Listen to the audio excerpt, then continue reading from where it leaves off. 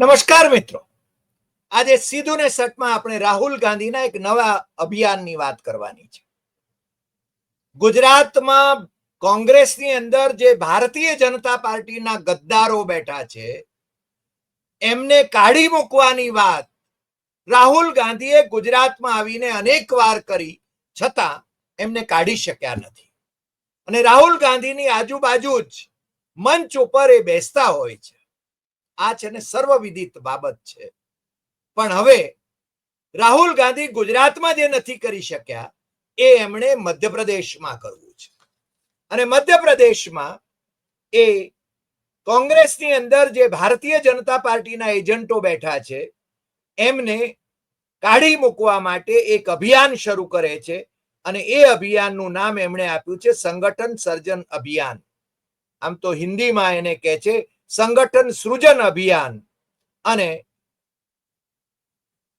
વિધાનસભામાં વિપક્ષના નેતા ઉમંગ સિંઘાર એમણે એની જાહેરાત કરી છે. અને राहुल गांधी ने स्पष्ट કર્યું છે कि पार्टी के भीतर ऐसे सदस्यों की पहचान की जाए जो भाजपा के साथ मिली भगत में है. ऐसे लोगों के खिलाफ सख्त कार्यवाही की जाएगी, चाहे उनकी संख्या कितनी भी हो.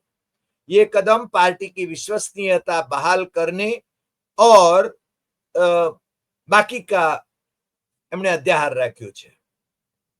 મને લાગે છે કે ગુજરાતની અંદર એ જાણે છે, અને મને લાગે છે ગુજરાતમાં પ્રત્યેક કોંગ્રેસી જાણે છે કે ભારતીય જનતા પાર્ટીના એજન્ટો કોણ છે. જે અગાઉ એજન્ટો હતા, જે પ્રદેશ અધ્યક્ષ તરીકે પણ કામ કરી ચૂક્યા હતા, એ લોકો તો ભારતીય જનતા પાર્ટીમાં જોડાઈ ગયા છે. કેટલાક જોડાઈ ગયા છે, કેટલાક જોડાવાના બાકી છે, કેટલાક છે ને એ કોંગ્રેસમાં રહીને ભારતીય જનતા પાર્ટીને મદદ કરે છે. વડગામના ધારાસભ્ય જિગ્નેશ મેવાણીને શું વાંકું પડ્યું છે એ મને ખબર નથી, પણ દલિતોના મુદ્દે એ વંકાયા છે. અને કડીની જે પેટા ચૂંટણી છે એના પ્રભારી તરીકે એ એમણે જવાબદારી સ્વીકારવાનો ઇનકાર કરી દીધો છે. હવે આ છે ને જિગ્નેશ મેવાણી, તમને ખબર છે જિગ્નેશ મેવાણી, અલ્પેશ ઠાકોર અને ભાઈ શ્રી પટેલ વિરમગામવાળા, એ રાહુલ ગાંધીએ એમને કોંગ્રેસની અંદર જોડ્યા હતા અને કોંગ્રેસની અંદર એમને મોટા કર્યા હતા. એમાંથી 2 જણા તો ભારતીય જનતા પાર્ટીમાં જતા રહ્યા. જિગ્નેશ મેવાણી ભારતીય જનતા પાર્ટીમાં જોડાઈ શકે એમ નથી, કારણ કે એ વૈચારિક રીતે આંબેડકરાઇટ છે અને ડાબેરી વિચારના છે. પણ એમની સક્રિયતા, એ જ્યારે પાર્ટી, ગુજરાતની પાર્ટી સામે એમને રોષ હોય ત્યારે એ છે ને નારાજ હોય, એ સ્વાભાવિક છે. પણ હવે મેં કહ્યું એમ, પેલા રેસના ઘોડા અને લગ્નના ઘોડા, હવે રાહુલ ગાંધીને રેસના ઘોડા કોણ લાગ્યા ગુજરાતમાં એ ખબર નથી, પણ લગ્નના ઘોડા તો બધા જ જાણે છે. અને કોઈને કાઢી શકે એમ છે નહીં, કાઢ્યા નથી.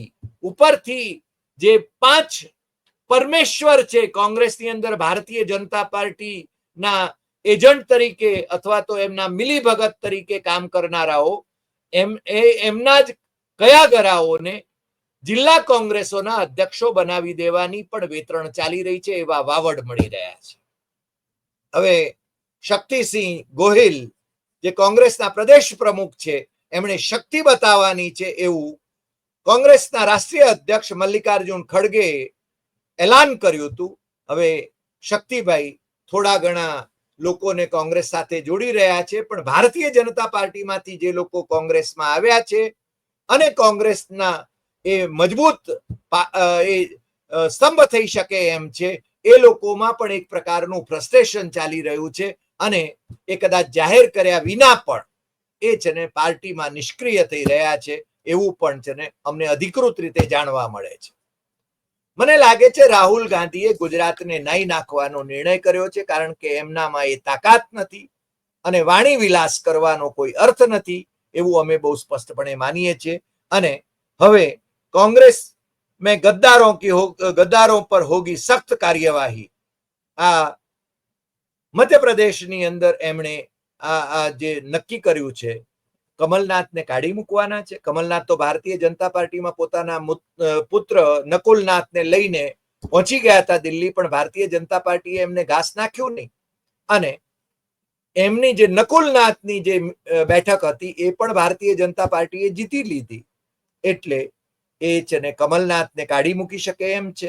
બીજા જે ભારતીય જનતા પાર્ટીના એજન્ટો કોંગ્રેસની અંદર બેઠા છે એ લોકોને કાઢી મૂકી શકે એમ છે.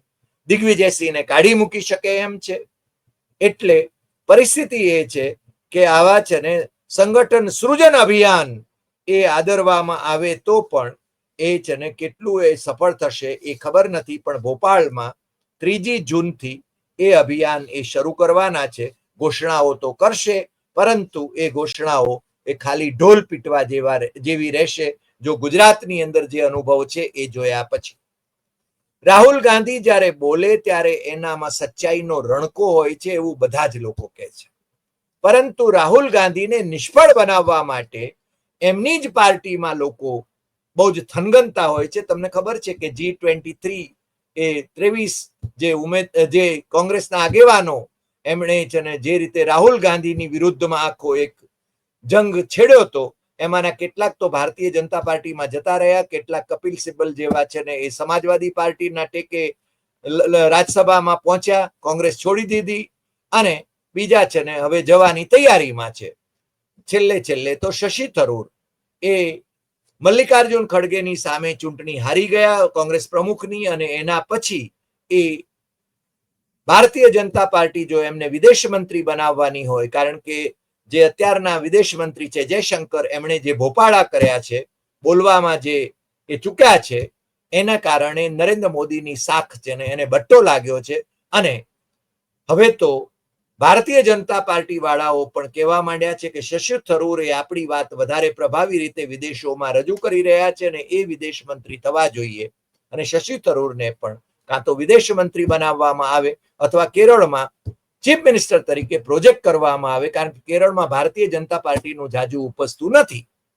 પણ રાહુલ ગાંધીને સફળ બનાવવા કે નિષ્ફળ બનાવવા એ આ ભારતીય જનતા પાર્ટીના કોંગ્રેસમાં રહેલા એજન્ટો નક્કી કરી રહ્યા છે એવું માનવાને પૂરતું કારણ છે.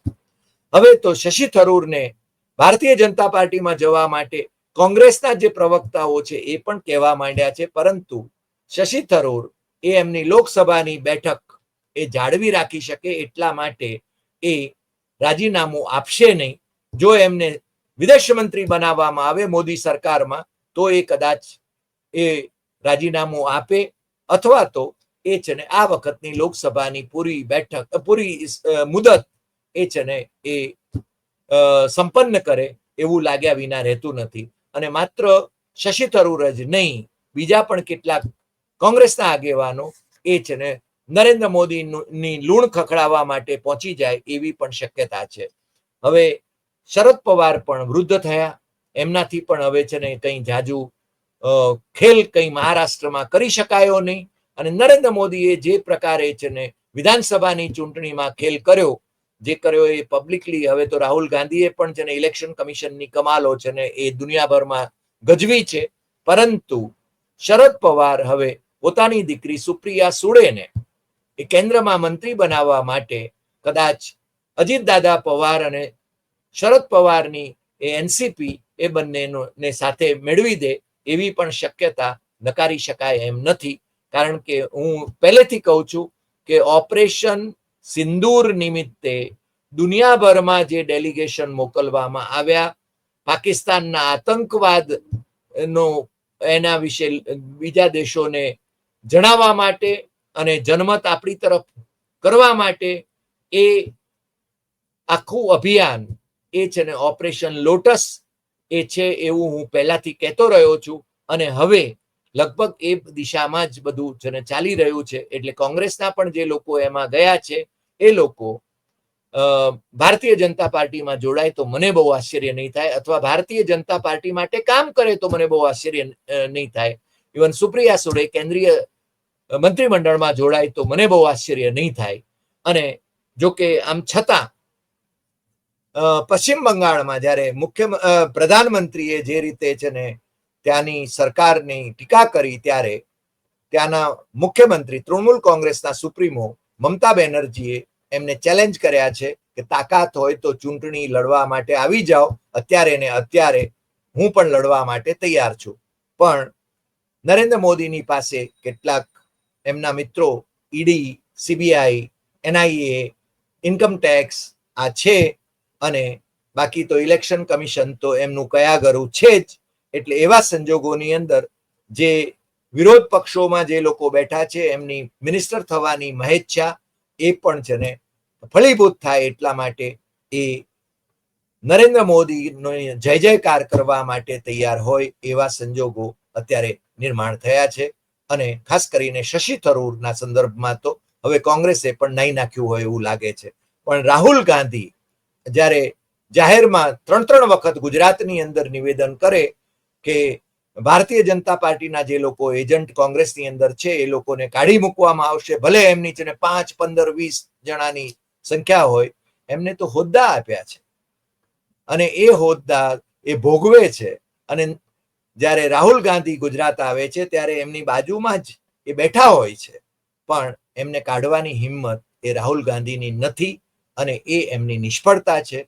મને લાગે છે કે એમની કોઈક મજબૂરી હશે, મને ખબર નથી, પણ ભોપાલમાં પણ એટલે કે મધ્યપ્રદેશમાં પણ એવી જ કોઈક મજબૂરી એમને આડી આવવાની છે, એ બહુ સ્પષ્ટ છે. આજે આટલી વાત, ફરી મળીશું નવા એપિસોડમાં નવા વિષય સાથે. તમને આ એપિસોડ ગમ્યો હોય તો સૌથી વધુ શેર કરશો, લાઈક કરશો, કમેન્ટ કરશો અને આપણી YouTube channel doctor Hari Desai Satyam Evam Tathyam એ સબસ્ક્રાઇબ કરવા માટે મિત્રોને જરૂર જણાવશો. નમસ્કાર.